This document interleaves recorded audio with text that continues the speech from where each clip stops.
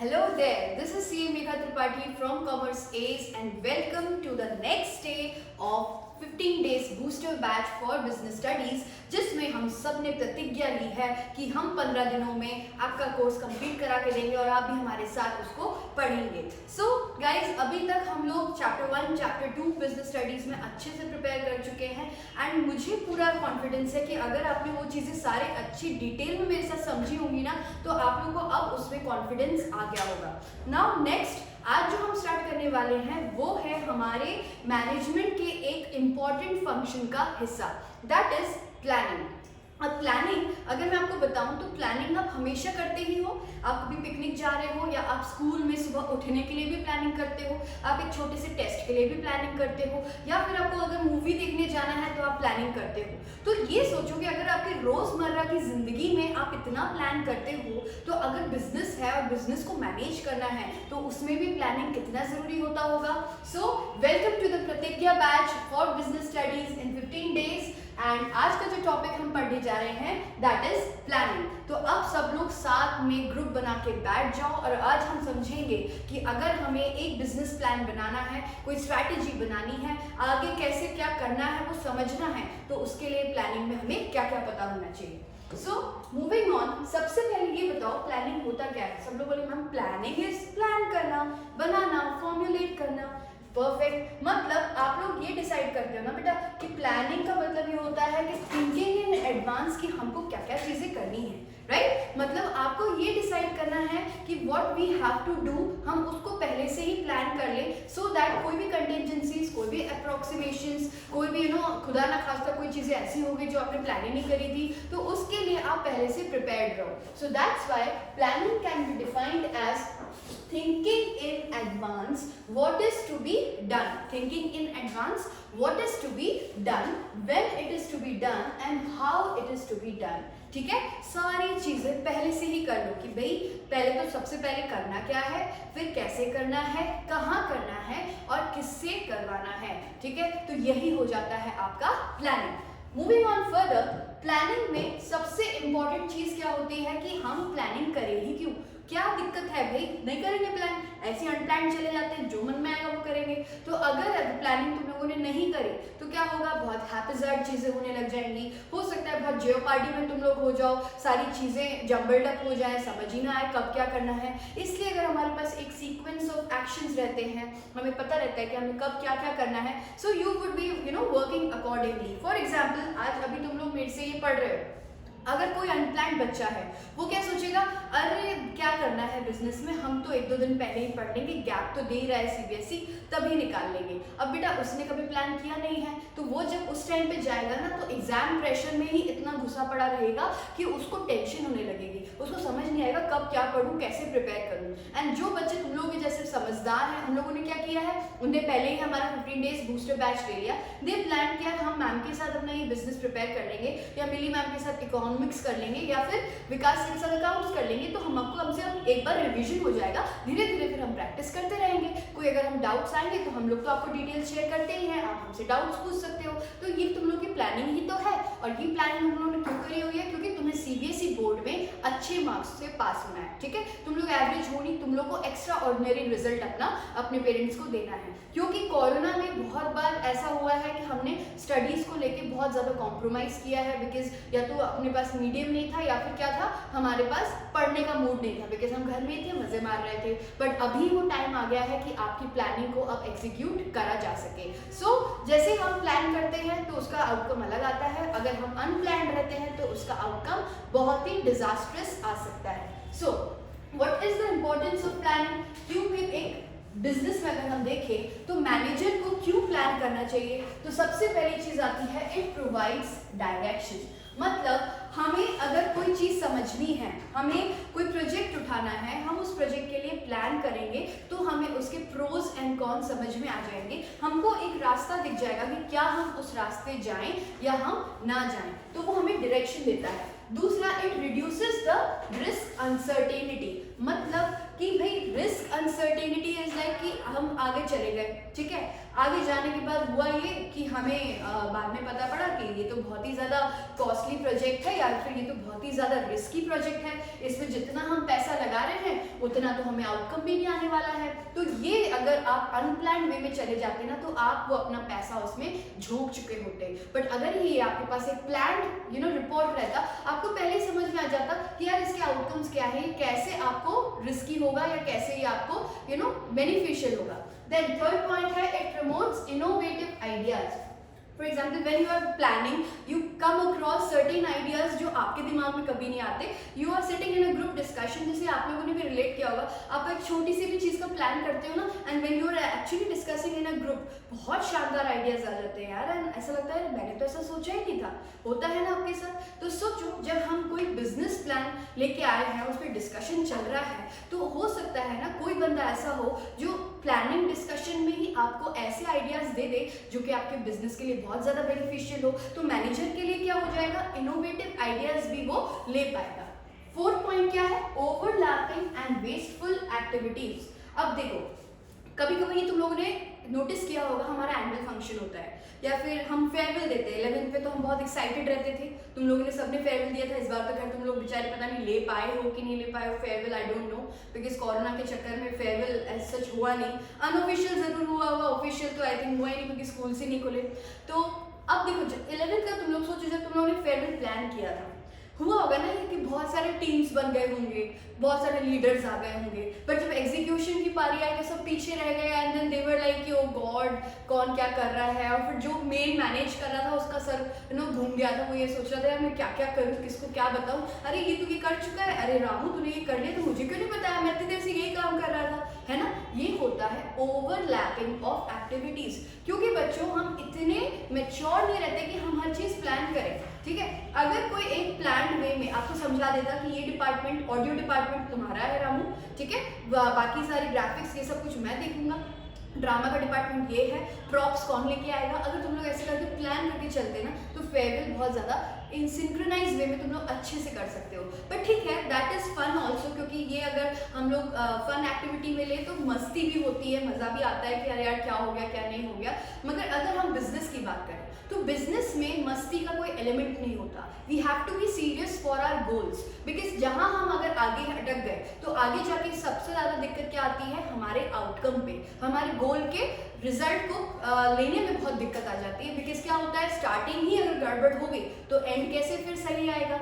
इसीलिए सबसे इंपॉर्टेंट चीज़ क्या है, अगर आप प्लान करते हो तो ओवरलैपिंग एंड वेस्टफुल एक्टिविटीज को आप प्रिवेंट कर सकते हो। Then decision making, of course planning है, you are analysing a project, you understood मुझे ये चीज़ करनी चाहिए या नहीं करना चाहिए, so you derive a decision कि भाई मेरे लिए ये चीज़ अभी सही है और ये चीज़ अभी सही नहीं है, ठीक है। And establishes standards for controlling how it is. जैसे तुम लोग बजट बनाते हो, है ना, अब वी आर प्लानिंग, चलो भाई कॉमर्स है, इसमें कॉमर्स लेके जा रहा है सबको घुमाने, ठीक है, अपन चलते हैं कहीं बहुत अच्छी जगह पर and we are making a budget for that. अब वो बजट क्या हो रहा है, वो बजट प्लान ही तो है कि यार इतने बच्चे जा रहे हैं, ठीक है, इतना इतना खर्चा आएगा, इतने दिन के लिए जाएंगे, this is all a budget. ये बजट क्या बन जाता है, स्टैंडर्ड, स्टैंडर्ड फॉर कंट्रोलिंग, जो कि लास्ट चैप्टर है इस बुक का।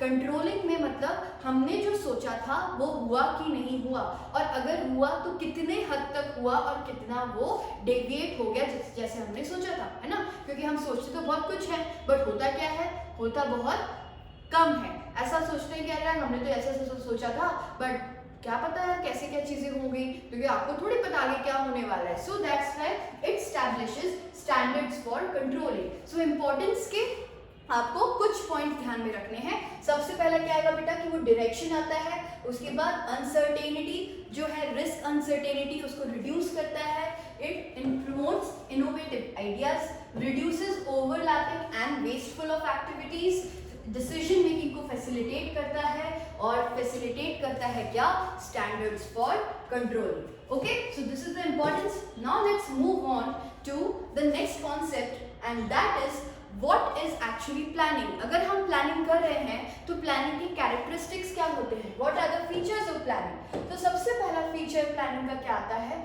सबसे पहला आता है बेटा planning focuses on achieving objectives, मतलब जब भी आप कोई प्लान करोगे आपको हमेशा मन में एक मोटिव रहेगा, एक गोल रहेगा, तभी आप प्लान करोगे। जैसे हम लोगों को पिकनिक पे जाना है तो हमारा वो गोल क्या है, हमें पिकनिक पे जाना है, तो हम उसकी प्लानिंग अकॉर्डिंगली करेंगे। बिजनेस में अगर हमें एक प्रोजेक्ट मिला है, उस प्रोजेक्ट को इम्प्लीमेंट करना है तो वो उसका ऑब्जेक्टिव है। तो जब भी प्लानिंग होगी तो प्लानिंग किस पे फोकस करती है, जो ऑब्जेक्टिव है। अब वो objective time to time change हो सकता है, ठीक है। We are not discussing about the aim तो हमेशा कंसिस्टेंट रहेगा और बहुत बड़े मैक्रो लेवल पे रहता है, बट माइक्रो लेवल पे आपको क्या मिलते हैं, ऑब्जेक्टिव्स। मतलब टाइम बीइंग के लिए अगर आप कोई प्रोजेक्ट उठा रहे हो या कोई टीम से कुछ काम करवाना चाह रहे हो तो वो आपका गोल हो गया, वो आपका ऑब्जेक्टिव हो गया। So planning focuses on objective. Then planning is a primary function of management because it is the first thing, it is the base, that's why it is a primary function. Then planning is pervasive. अब ये हमने देखा था management में भी कि it is pervasive. Pervasive का मतलब यहाँ पे क्या होता है कि मतलब ये कहीं पर भी, बड़ा ऑर्गेनाइजेशन हो, छोटा ऑर्गेनाइजेशन हो, या फिर ऑर्गेनाइजेशन ही ना हो, कोई इंस्टीट्यूट हो, ठीक है, कोई सोसाइटी हो, कोई ग्रुप हो, हर जगह प्लानिंग एक तरीके से ही होगा, ठीक है। So planning is applicable everywhere, it is applicable everywhere, ठीक है, ये ध्यान में रखना है ना। ऐसा नहीं है कि हर जगह की प्लानिंग अलग अलग होगी, प्लानिंग का बेस ही सेम रहेगा, that's why it is pervasive. Then planning is futuristic, क्यों, बिकॉज हम प्लान करते हैं, ओके, हम सोच नहीं रहे कि यार हमने कल क्या किया था, चलो आज सोचते हैं बैठ के कि हमने कल क्या किया था, ये नहीं होता है प्लान। प्लान क्या होता है कि चलो यार आज ये डिस्कस करते हैं कि हम कल कैसे क्या करेंगे। सो दैट्स व्हाई इसमें हमेशा आपका फ्यूचर इन्वॉल्व होता है, इसमें हमेशा आप फ्यूचर टेंस में प्लान करते हो चीजें, that's why it is always futuristic. Why it is always futuristic, because it is dependent on the achieving goals और objectives for which the planning is meant to be done, that's why it is always futuristic. Now moving on, जैसे ही चीजें हो जाती हैं वो आपको decision लेने में हेल्प करता है, it helps on taking the decision making में वो हेल्प करता है। Then it's a mental exercise. Why it is a mental exercise, because आपको ऐसा थोड़ी है कि किसी ने दे दिया, आपको पढ़ लिया, आपने सोच लिया, प्लान तो आपको ही करना है, दिमाग तो आपको ही लगाना है। सो दैट्स व्हाई इसमें ब्रेन एक्टिविटी इन्वॉल्व होती है, you have to brainstorm everything कि हमें कैसे क्या करना है, क्या क्या चीजें आएंगी, क्या क्या कॉन्स्टेंट्स आ सकते हैं, क्या क्या चीजें हो सकती है ना। सो आपको वो मेंटल एक्सरसाइज पे ध्यान देना है। तो that's why planning always includes a mental exercise, it is your brain activity. And अगर कुछ होता है तो कुछ ना कुछ तो बच जाता है, तो that's why it is always a continuous process कि यार अभी ये हो गया, बाद में ये होना था, ये बच गया, चलो इसको ठीक करने के लिए कुछ प्लान करते हैं। सो that's why it is a cycle कि आप पहले प्लान करते हो, फिर उसको एग्जीक्यूट करते हो, फिर उसको देखते हो, फिर उसमें कुछ चेंजेस करते हो तो उसके लिए एक प्लान बनाते हो। सो that's why it is never never never stopping, it is always a continuous process, okay. तो बेटा फीचर्स में आपने ये पढ़ा, सबसे पहला क्या था, इट फोकसेस ऑन ऑब्जेक्टिव्स। दूसरा आपने क्या पढ़ा था, it is the primary function. तीसरा आपने देखा था it is pervasive, okay, pervasive मतलब applicable to every institute, every business form.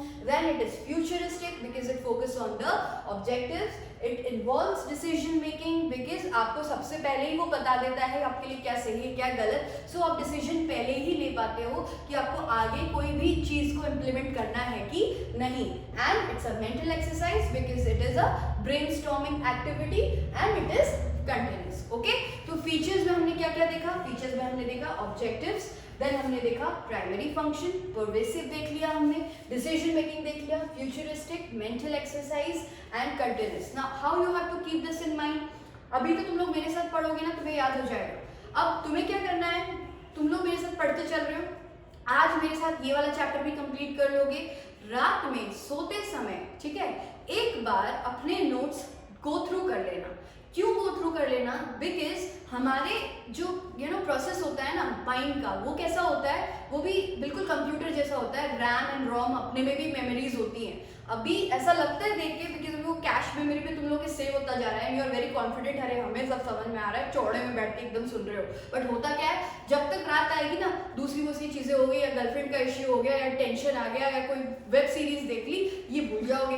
तो इसीलिए सोने से पहले अगर तुम लोग एक बार ये चीज देख लोगे, तुमको वो क्या हो जाएगा, री एनफोर्स हो जाएगा, मतलब तुम्हें याद आ जाएगा कि मैंने क्या पढ़ा था। ठीक है, तो तुम्हें वो याद हो जाएगा। एंड मैं ये मान के चल रही हूँ कि तुम लोग मेरे जैसे ही डेडिकेशन से पढ़ाई कर रहे हो घर पे, बिकॉज बेटा हम लोग भी इतने फ्री नहीं है कि तुम लोग के लिए 15 डेज बूस्टर बैच लेकर आ रहे हैं, बिकॉज हमको पता है कि उसकी नीड कितनी ज़रूरी है, कि तुम लोगों के लिए वो चीज़ कितना ज़रूरी है। So we just want that little affection with you all, कि you have to understand the importance of this 15 days batch, you have to study with us, you have to dedicate this time for yourself. Okay, you have to study dedicatedly, because अगर तुम लोग ये पढ़ लोगे ना, तुम्हारे board में जो मार्क्स आएंगे, हमें हो सकता है तुम लोग मिलो भी ना, बताओ भी ना, बट अगर तुम पास हो जाओगे ना, तो एक बार जरूर सोचना कि हाँ यार ये बैच तो हमें काम आ गया, right. So this is our full motive कि तुम लोगों को बस एग्जाम में बहुत अच्छे मार्क्स से हमें पास कराना है, और वो तुम लोग जरूर होगे अगर तुम लोग हमारा स्ट्रैटेजी फॉलो करोगे। सो अभी रात में सोते वक्त, अभी 2-3 दिन जो निकल गए हैं, चलो छोड़ो, उस पर पानी डालो। अभी जैसे भी चल रहे हैं, ये वाले चैप्टर सारे बहुत इंपॉर्टेंट चैप्टर्स हैं। सो अब जस्ट गो थ्रू इट, जैसे कि एक बार मैम ने बताया था आधे घंटे में, चलो मैं इसको 15 मिनट में करके देखता हूँ। ठीक है, so just make that a habit. Okay, now without wasting much time, अब हम चलते हैं फीचर्स के बाद, क्या, लिमिटेशंस ऑफ प्लानिंग। मतलब अभी हमने देख लिया कि बहुत इंपॉर्टेंट है यार, बट अब कोई एक बंदा ऐसा है जो बोलता नहीं मैं तो अभी तक अनप्लान्ड ही रहा हूँ और मेरे साथ तो चीज़ें सही होती हैं, वैसे भी जो प्लान रहता है उसने कौन सा क्या उखाड़ लिया है, वो भी तो परेशान होता ही है कभी कभार। हो सकता है बहुत सारी चीज़ें आप प्लान करते हो बट होता तो कुछ भी नहीं है। तो इसीलिए दिक्कत क्या हो जाती है, दिक्कत ये हो जाती है कि हमें ये भी समझना है कि प्लानिंग में सभी अच्छा चीज़ नहीं होता, उसकी कुछ लिमिटेशंस भी होती हैं। तो उस लिमिटेशंस को हम ओवरलुक नहीं कर सकते, हमें वो भी समझना पड़ेगा। सो प्लानिंग का सबसे बड़ा लिमिटेशन क्या होता है कि it involves huge cost. Huge cost मतलब you have to think accordingly कि आपको क्या क्या चीज़ें करनी है। अब क्या क्या चीज़ें कैसी हो सकती हैं कि भाई उसका बजट बन रहा है, ठीक है, अब बजट बन रहा है, बजट के बाद क्या बन रहा है, बजट के बाद आपकी उसमें कॉस्टिंग कितनी आ रही है, फिर कॉस्टिंग के बाद हो सकता है कुछ उसमें मेथड्स इन्वॉल्व है, प्रोसीजर्स इन्वॉल्व है, आपको वो सारी चीज़ें करनी है, तो उसमें जो कॉस्ट आ रहा है वो भी आप कर रहे हो। बाद में अल्टीमेट रिजल्ट क्या आता है कि नहीं यार प्रोजेक्ट नहीं कर रहे, अब गए ना पैसे, संक कॉस्ट हो गया पूरा। जितना खर्चा कर चुके थे बजट बनाने में, प्रोजेक्ट्स निकालने में, मेथड्स अप्लाई करने में, क्या हो गया आखिरकार, कुछ धरा का धरा रह गया, हुआ ही नहीं। सो दैट्स वाई कभी कभार क्या होता है, प्लानिंग हम करते बहुत है बट वो बहुत ज़्यादा कॉस्ट इनकर कर लेता है, उसका कुछ आउटकम आ नहीं पाता है, ठीक है। So that's why it involves huge cost. दूसरा, it is a time consuming process. Why it is a time consuming process, because अब देखो जैसे होता ये है कि if you are planning something in advance, you are not sure कि तुम्हारे साथ क्या चीज़ें कैसे कैसे होने वाली हैं। अब तुम लोग तो अपना बेस्ट सोच के कर रहे हो, और जितना लेवल ऑफ थिंकिंग आ रहा है या जितना स्कोप ऑफ एरिया तुमको समझ आ रहा है उस टाइम पे तुमने उस हिसाब से प्लान कर लिया है। बट होता क्या है कि यार बाद में क्या, एक चीज़ बाद में याद आ गई, अरे ये वाली चीज़ तो मैंने पॉइंट आउट करी ही नहीं, मुझे तो ये भी इन्वॉल्व करना है, पता पड़ा उस पॉइंट के कारण पूरी प्लानिंग तुम्हारी गड़बड़ा गई, फिर से तुम उसको बनाने में लग गए, रीप्लान कर रहे हो। तो इसीलिए because it's a mental exercise, it depends on the capability of a manager, capability of a person, how well deserving he is to make a plan which is workable। तो इसलिए होता क्या है ना, कभी कभार कुछ अगर से यार लोग हैं यार, ह्यूमन है, रोबोट्स तो है नहीं, आर्टिफिशियल इंटेलिजेंस थोड़ी कैरी करते हैं कि बस आए और दिमाग में सब कुछ चीज़ें एकदम फ्रेम अप होके आ गई, गूगल बाबा ने सब बता दिया कि कहाँ से क्या करना है और बस अपन उठा के बेस्ट आउटकम दे रहे हैं। ऐसा तो होता नहीं है यार, it's a human activity,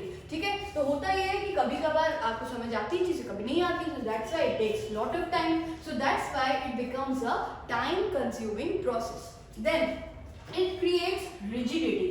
how it is creating rigidity, मतलब अब यार तुमने अगर कोई प्लान किया, प्लानिंग में तुमने लोकेशन कर लिया, या तुमने इंटरनल कुछ ऐसे पॉइंट्स रखे होंगे कि इंटरनल मैनेजमेंट में एक ही बंदा रहेगा, 2 बंदे रहेंगे, ऐसे करके अल्टीमेटली पता क्या हो रहा है कि एक बंदा क्या 2 बंदे भी नहीं हो पा रहे हैं, बहुत ही मुश्किल हो रही है चीज़ें, मगर अब क्या हो रहा है, प्लान उस हिसाब से हुआ है कि अगर एक बंदा भी हटा तो पूरा प्लान बिगड़ जाएगा। तो दिक्कत क्या होती है, जब हम कुछ प्लान कर लेते हैं ना तो उसमें एक थोड़ी सी रिजिडिटी आ जाती है, जिससे क्या होता है ना, हम उसको फ्लेक्सिबल नहीं समझ पाते, हम उसको मोल्ड नहीं कर पाते अपने हिसाब से। तो दिक्कत क्या आती है, ये लिमिटेशंस ऐसे नहीं चलना है कि तुम लोग ये सोचो यार फिर प्लानिंग कर ही क्यों रहे हैं। लिमिटेशंस बताने का यहाँ पे मतलब क्या है बेटा, लिमिटेशंस बताने का यहाँ पे मतलब सिर्फ इतना सा है कि when you are planning you have to keep in mind कि मुझे ये कॉन्स्ट्रेंट्स आ सकते हैं, so whether I am gonna overpass them और या फिर मैं इनमें फंस जाऊंगा। ठीक है, तो जब भी आप प्लान करोगे as a manager when you are planning you have to consider these points.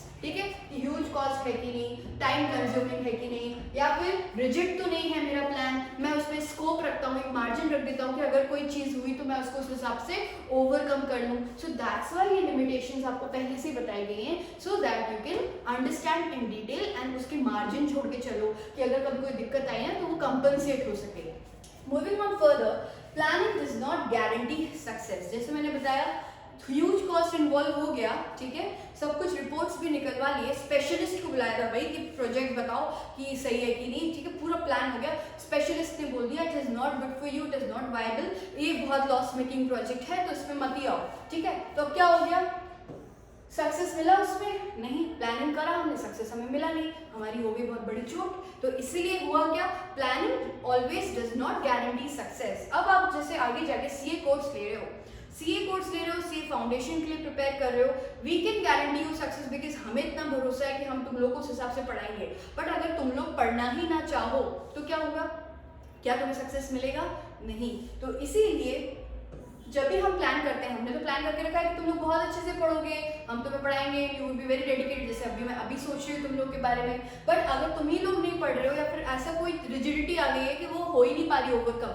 तो प्रॉब्लम क्या हो जाएगी कि सक्सेस नहीं मिलेगी। That's why it can never vouch for success. आपको ये नहीं पता रहता कि आपको सक्सेस मिलनी है या आपको सक्सेस नहीं मिलनी है। ठीक है, well planning reduces creativity. Why creativity, because ये प्लान ऐसा है, तुमको ऐसे ही फॉलो करना है। ठीक है, अब इनोवेटिव आइडियाज जो मैंने तुम्हें इंपॉर्टेंस बताया था, हो सकता है ये मैनेजर टू मैनेजर डिपेंड करे। मैं हूँ, ठीक है, I am very good with welcoming people's ideas, तो I would be taking them very positively.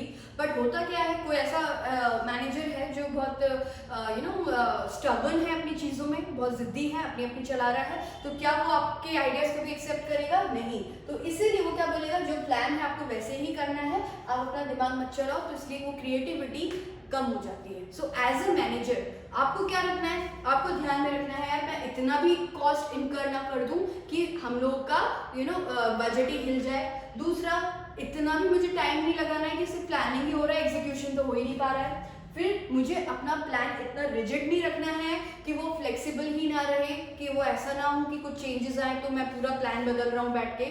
So there has to be scope for improvisations in that plan.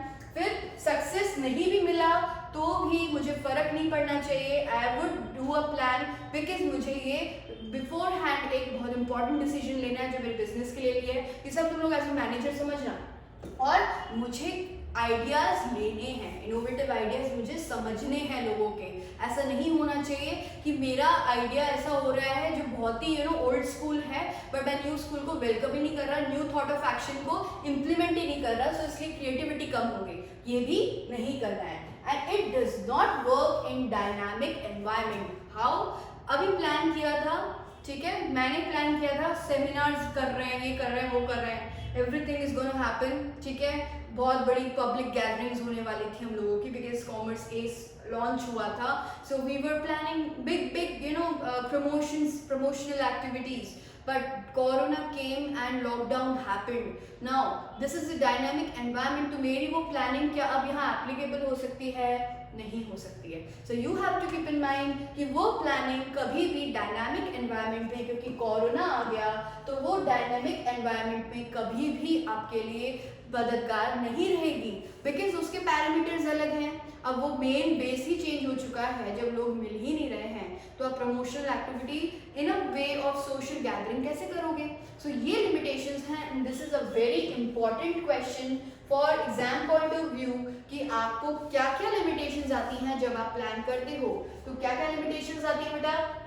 Huge cost, then time consuming process, then it creates rigidity, then success नहीं, जरूरी नहीं आपको success मिले, work it does not work in a dynamic environment and creativity, okay, it reduces your creativity। चलो अब आगे बढ़ते हैं और आगे समझते हैं कि प्लानिंग प्रोसेस एक्चुअली में होता क्या है। What is the planning process and how you could understand कि अगर हम कोई प्लान कर रहे हैं, मैनेजर कोई बिजनेस स्ट्रैटेजी प्लान कर रहा है तो उसको क्या क्या चीजें ध्यान में रखनी चाहिए, ठीक है। तो सबसे पहला क्या आता है, हमने इसके इम्पोर्टेंस में देखा था, क्या देखा था हमने कि भाई जो भी होगा ना प्लानिंग में क्या होता है, प्लानिंग हमेशा काम करता है ऑब्जेक्टिव्स पे, ठीक है। देयर आर ऑलवेज ऑब्जेक्टिव्स जिसके लिए आप प्लान करते हो। तो सबसे इंपॉर्टेंट चीज क्या है, एक अपना गोल बनाओ, एक अपना एम सोचो कि मुझे किस चीज के लिए प्लान करना है। फॉर एग्जाम्पल रिलेट करना, सीबीएसई बोर्ड क्रैक करना है 90+ से, ठीक है। तो तुम लोगों ने वो ऑब्जेक्टिव बना लिया। उसके बाद डेवलपिंग प्रीमाइसेस, डेवलपिंग प्रीमाइसेस मतलब उसके लिए तुम लोगों ने प्री रिक्विजिट निकालना स्टार्ट कर दिए। प्री रिक्विजिट निकालना स्टार्ट कर दिए मतलब मुझे उसके लिए क्या चाहिए, मुझे उसके लिए अच्छी बुक्स चाहिए, मुझे उसके लिए अच्छे लेक्चर्स चाहिए, मुझे उसके लिए मेरा टाइम टेबल चाहिए, मेरा रूटीन चाहिए, मेरा डाइट फॉलो होना अच्छे से होना चाहिए। So what are you doing, you are developing your own premises, ठीक है, जिसमें तुमको पता है कि हाँ यार मैं ये प्लान इसमें एग्जीक्यूट कर पाऊंगा। So you are developing your own premises. Now evaluating and selection of alternatives. अब जैसे प्रीमिसेस ही है उसमें तुम लोग के पास बहुत सारे ऑप्शंस आ गए होंगे। Should I do self-study? Should I, study from commerces? Or should I just not do anything and just, blabber कि मेरे को तो सब आता है? या should I do this or should I do that? ठीक है, ये तुम लोगों ने premises जब तुम लोग बना रहे थे तुम्हारे पास ऑप्शंस जनरेट हो गए। अब जब जनरेट हुआ तो तुम लोग क्या करोगे, सबसे पहले इसको क्या करोगे, इवैल्यूएट करोगे कि उस एक ऑप्शन का प्रोज क्या है, कॉन्स क्या है। मतलब अगर मैं ये ऑप्शन ऑप्ट करूं तो मेरे साथ क्या होगा, मैं ये ऑप्शन ऑप्ट करूं तो मेरे साथ क्या होगा। हर चीज को, हर ऑप्शन को तुम इवैल्यूएट कर रहे हो। मतलब सेल्फ स्टडी करूंगा तो मेरे को एडवांटेज क्या है, डिसएडवांटेज क्या है। अगर मैं किसी कोचिंग क्लास को ज्वाइन करूंगा मेरे साथ एडवांटेज क्या है, डिसएडवांटेज क्या है। तो तुम लोग ये सारी चीजें डिसाइड करोगे। डिसाइड करने के बाद depending on the priority criteria कि तुम्हें उस टाइम पे क्या चाहिए या तुम्हारे लिए क्या वर्केबल है, तुम लोग क्या डिसाइड करोगे, तुम लोग उसमें से एक चीज सिलेक्ट करोगे और वही ऑल्टरनेटिव तुम लोग बेस्ट ऑल्टरनेटिव की तरह चुन लोगे, ठीक है। तो इवैल्यूएट कर लिया, इवैल्यूएट करने के बाद उसको सिलेक्ट कर लिया। जैसे ही सिलेक्ट करोगे फॉर्मुलेट करने लग जाओगे डेरिवेटिव प्लान्स, क्योंकि अब तुम्हारे दिमाग में एक रूट मैप तैयार हो चुका है, तुम्हारे को एक ऑब्जेक्टिव अचीव करना है। So now you are actually focused on कि अब मेरे को स्टेप्स क्या क्या लेने हैं, now how I am gonna implement the programme, implement the plan. तो इसीलिए अब तुम लोग क्या करने लगोगे, उसके लिए स्टेप्स बनाने लग जाओगे। There would be steps for that, ठीक है। अब जैसे ये होता है, अब स्टेप्स बनाने लगे, you would be seeking cooperation and participation because it's not a single. अब जैसे तुम लोग देख रहे हो ये सब चीजें मैनेजमेंट का प्राइमरी फंक्शन है प्लानिंग। तो if you are planning you need cooperation, you need support, because अकेले इंसान क्या क्या करेगा।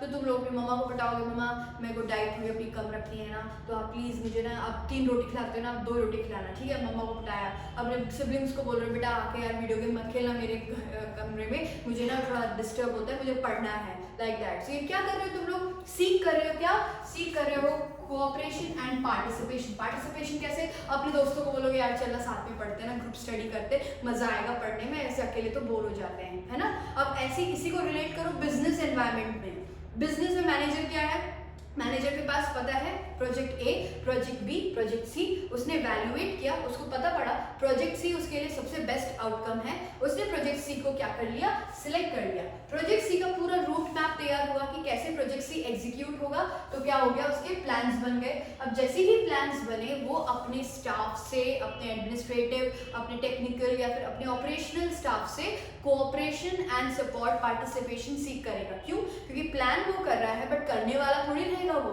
उसको चाहिए लोग अपनी टीम में, तो इसलिए वो क्या करेगा, कोऑपरेशन एंड पार्टिसिपेशन लेगा। जैसे ही काम स्टार्ट हो जाएगा, लोग उस पर काम करने लगेंगे, the last option would be review and follow up. मतलब मैंने जो सोचा है वो हो रहा है कि नहीं, और अगर हो रहा है तो मैं फॉलो अप ले लेता हूँ। फॉलो अप लेके मुझे ये पता पड़ जाएगा कि फीडबैक कैसा है, जो अगर जैसा काम मैंने प्लान किया है वैसा हो रहा है, अगर नहीं हो रहा है तो मैं उस पर करेक्टिव एक्शंस लेकर आऊंगा और उसको इम्प्रोवाइज करूंगा। सो this is the simple process for planning, जिसमें सबसे पहले आप ऑब्जेक्टिव बनाते हो, ठीक है। सबसे पहले आप क्या कर लेते हो, उसमें ऑब्जेक्टिव बनाते हो, ऑब्जेक्टिव के बाद डेवलप करते हो प्रीमाइसेस, जिसमें आपको पता रहता है कि हमें कैसे क्या ऑप्शंस इवैल्यूएट करने हैं, देन उसके प्रोज एंड कॉन्स डिसाइड करके उसमें से बेस्ट आउटकम सिलेक्ट करते हो, फिर सिलेक्ट करने के बाद उसका रोड मैप बनाते हो, रोड मैप बनाने के बाद जो भी मैप तैयार हो जाता है उस पर काम कराने के लिए आपको लोगों से कोऑपरेशन एंड पार्टिसिपेशन चाहिए होता है, और उसके बाद आप उसको बैठ के कुर्सी में मस्त एकदम ऊपर छाता लगा है और बैठ के देखते हो काम कैसा चल रहा है, तो आप उसको रिव्यू करते हो और उसका फॉलो अप लेते हो। Okay, so this is all about the planning process which you have to keep in mind. Now एक लास्ट कॉन्सेप्ट और इसमें बचा हुआ है जो मैं तुम लोगों को बता देती हूँ, जो कि अभी सीबीएसई में ये डिलीट हो गया था, but I am involving it also because I am thinking कि एमपी बोर्ड में थोड़ी हुआ है, ठीक है। तो ऐसा ना हो जो बच्चा ये एमपी बोर्ड वाला है उसको लगे यार मैम ने तो छुड़वा ही दिया, मैंने तो पढ़ाया ही नहीं। तो सीबीएसई वाला मैंने बहुत शॉर्ट में बताया है, एक बार सुन लोगे तो 5 मिनट कहीं नहीं जा रहे तुम्हारे, तुम लोग का ज्ञान ही बढ़ेगा और जितना ज्ञान अर्जित करोगे उतना बांट पाओगे। तो इसीलिए ये जो है ये क्या है कि ऑर्गेनाइजेशन प्लान कैसे हो सकते हैं, 2 तरीके के हो सकते हैं, जैसे कि एक होता है आपका स्टैंडिंग प्लान और दूसरा होता है आपका सिंगल यूज प्लान। अब स्टैंडिंग प्लान्स क्या होंगे, they would be always standing on certain parameters, और सिंगल प्लान क्या होगा, सिंगल प्लान की वो एक बार यूज होगा फिर उसका कोई यूज रहेगा नहीं, ठीक है। स्टैंडिंग प्लान में मॉडिफिकेशंस हो सकते हैं, सिंगल प्लान में क्या होगा, बन गया खत्म, चल वही है जो करना है, ठीक है, उसके आगे कुछ नहीं है, लाइक दैट। तो अब उसमें क्या हो सकते हैं, स्टैंडिंग प्लान्स में पॉलिसीज हो सकती हैं, प्रोसीजर्स हो सकते हैं और रूल्स हो सकते हैं, और सिंगल यूज में क्या होता है, प्रोग्राम्स एंड बजट्स। अब देखो सिंगल यूज क्यों बोला मैंने, एक बार यूज होगा तो प्रोग्राम जो है ना वो भी हो सकता है एक एक्टिविटी से रिलेटेड है, उसके बाद वो एक्टिविटी खत्म, प्रोग्राम खत्म।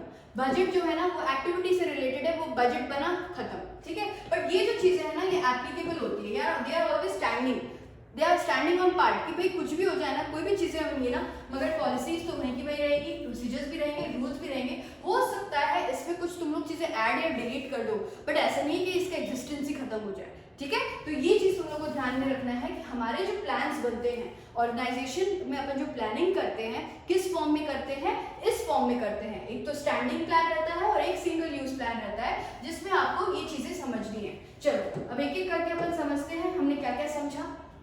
टाइप्स ऑफ प्लान में सबसे पहला आता है आपका ऑब्जेक्टिव। ऑब्जेक्टिव क्यों आता है, बिकॉज जब तक ऑब्जेक्टिव ही आपका डिस्कस नहीं हो पाएगा आप क्या कर पाओगे, ये समझ पाओगे आपको आगे प्लान कैसे करना है। So that's why what would be the thing, एक minute,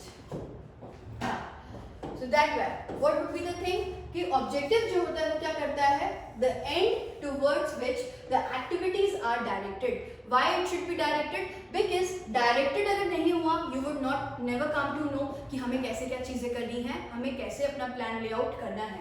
So they are the end result of every activity, है ना। अब एग्जाम्पल क्या हो सकता है, कोई बिजनेस में आपको एक नया ऑब्जेक्टिव मिला है कि हमें सेल इंक्रीज करना है, तो जो सेल मैनेजमेंट टीम है उसको एक अलग प्लानिंग दी गई है, उस पर वो काम कर रही है, एग्जीक्यूट करेगी, ठीक है। तो वो सारा डेवलपिंग प्रीमिसेस और वो सारी चीजें जो अपन ने देखी थी वो किस पे करेगी, इस ऑब्जेक्टिव पे करेगी, to increase in sale by 10%, ठीक है। तो ये हो गया objective. Objective means your end result. Then moving on further, strategy क्या होता है, it's a comprehensive plan to achieve the organisational objectives. मतलब ऑब्जेक्टिव्स तो तुमको मिल गया, इस ऑब्जेक्टिव अचीव करने के लिए जो पुल है, जो पुल तुम लोग पार करोगे ना वो पुल हो जाता है ये स्ट्रैटेजी। मतलब अपन को ये ऑब्जेक्टिव अचीव करना है, तुम लोग यहाँ खड़े हो, ठीक है, और तुम लोग यहाँ से चल के आओगे तब ये ऑब्जेक्टिव अचीव कर पाओगे, ठीक है। तो स्ट्रैटेजी जो होता है that is your comprehensive plan, जिसमें तुम्हें पता है कि तुम ऑर्गेनाइजेशनल ऑब्जेक्टिव कैसे अचीव करोगे, ठीक है। नाउ पॉलिसी क्या होता है, they are the general statements that guide thinking और channelise energies towards a particular direction. मतलब भाई ड्रेस कोड की पॉलिसी हो गई, या फिर लेट कमर्स की पॉलिसी हो गई, पेनल्टीज लगा दी, या फिर टाइमिंग। तो ये सारी पॉलिसीज हैं, ये बहुत जनरल होती है। They are never focused on achieving of a temporary objective. ये सबके ऑब्जेक्टिव्स में अपने आप को ढाल लेती है। मतलब यार प्रोजेक्ट तो तुम 3-4 कर रहे होगे ना बिजनेस के, ठीक है, मगर ये पॉलिसी जरूरी थोड़ी है कि ड्रेस कोड वाली जो पॉलिसी है वो सिर्फ प्रोजेक्ट ए वाले लोगों के लिए, प्रोजेक्ट बी और सी तो आराम से मस्त फैल के आएंगे, ऐसा तो नहीं है ना। तो ये जो पॉलिसीज होती है ना, ये जनरल गाइडलाइंस होती हैं जो क्या करती हैं, ओवरऑल जो आपका एम है ना ऑर्गेनाइजेशन का, उसको प्रमोट करने में हेल्प करती हैं। So they are basically what they are doing, they guide the thinking और channelise the energies towards a particular direction. ठीक है, सो ये 3 चीजें हमने पढ़ी, objective and results, strategy, comprehensive plan to achieve those objectives, and policies, general guidelines to channelize the energy towards a particular direction. Moving on further, अब क्या आया, अब आता है हमारा प्रोसीजर। प्रोसीजर क्या होता है? Procedure I think it's a set of instructions, instruction kit आती है। अपन देखते हैं, अपन कोई नया एसी इंस्टॉल कर रहे हैं या फिर हम नया टीवी इंस्टॉल कर रहे हैं, हमेशा प्रोसीजर्स आती हैं। तो प्रोसीजर क्या होता है? They are the required steps established in advance to handle future conditions। अब प्लानिंग में प्रोसीजर्स क्या हो सकता है? कंटिजेंसी प्लान्स, ठीक है, डिजास्टर रिकवरी प्लान्स, कि भाई ये चल रहा है, हम लोग को अगर बाद में अर्थक्वेक आ गया तो what would be our steps which are to be taken in the point in that particular time. तो आप वो डिसाइड करोगे इन एडवांस क्यों? To handle future condition. सबसे इंपॉर्टेंट इसका ऑप्शन आएगा, that is DRP, disaster recovery plan. हर business बनाता है, रखता है, क्योंकि उसको ये श्योर होना होता है ऐसा ना हो यार हम लोग आए, कोई एक बार भूकंप आया, हम थोड़ा हिले और हम ढह गए, है ना। तो इसीलिए वो डीआरपी क्या होता है? They are the part of procedures जो प्लानिंग मैनेजमेंट पहले से ही करके रखता है कि अगर कोई कंटीजेंसी आए तो वो कैसे उसको ओवरकम करेगा। Moving on further, method, budget. Methods क्या होते हैं? प्रोवाइड्स द प्रिस्क्राइब्ड वेज और manners in which task has to be performed, मतलब आपको करके बताना है कि ये चीज कैसे होनी है। बट बजट क्या होता है? Expected results expressed in numerical terms, मतलब यू हैव टू अंडरस्टैंड कि मेरा इतना ही बजट है, इससे ज्यादा ना तो मैं कॉस्ट इनकर करूंगा ना कम हो जाए तो वेल एंड गुड, मगर इससे ज्यादा एक्सीड ना करूंगा। क्यों? क्योंकि हमने वो लिमिटेशन पढ़ा था कि प्लानिंग इन्वॉल्व्स ह्यूज कॉस्ट, तो इसीलिए हम बजट बना के चलते हैं सो दैट ऐसा ना हो प्लानिंग में ही हमारा खर्चा ज्यादा हो जाए और एग्जीक्यूशन के लिए तो कुछ बचे ही ना। ठीक है, now rule in programme. Rules are specific statements that inform what is to be done. ठीक है, रूल इज अ रूल, सबके लिए है, top level, middle level, lower level, सबके लिए it is a plan and you have to follow that. They do not allow for any flexibility, मतलब अगर 9 बजे तुमने पंच नहीं किया एंड यू आर लेट, आपका हाफ डे लग जाएगा। So that is a rule. अब वो रूल सीईओ को भी एप्लीकेबल होगा, या मतलब वर्किंग आवर्स जिसके डेजिग्नेटेड है, तो अगर वो 9 से 5 तक के उसमें डेजिग्नेटेड है तो उसको भी एप्लीकेबल होगा, एक पीयून को भी एप्लीकेबल होगा और एक नॉर्मल एम्प्लॉय को भी एप्लीकेबल होगा। So rules are rigid and they work on inflexible basis, मतलब किसी के लिए भी हो, rules are rules, okay.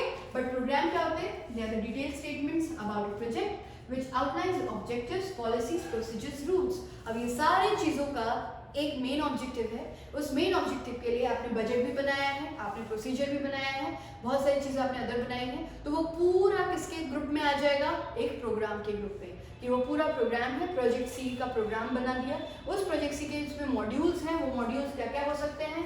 Procedures भी, रूल्स भी, ऑब्जेक्टिव्स भी और पॉलिसीज भी। ठीक है, तो ये कुछ थे प्लान्स जो हमने डिस्कस किए। अब बेटा ये डिस्कस कर लिया, उसके बाद आगे कुछ बचा है कि नहीं? मैम सब कुछ खत्म हो चुका है, आपने इतनी जल्दी पढ़ा दिया कि हमें पता ही नहीं पड़ा कि प्लानिंग कब कंप्लीट हो गया। सो आज हम यहीं रुकते हैं।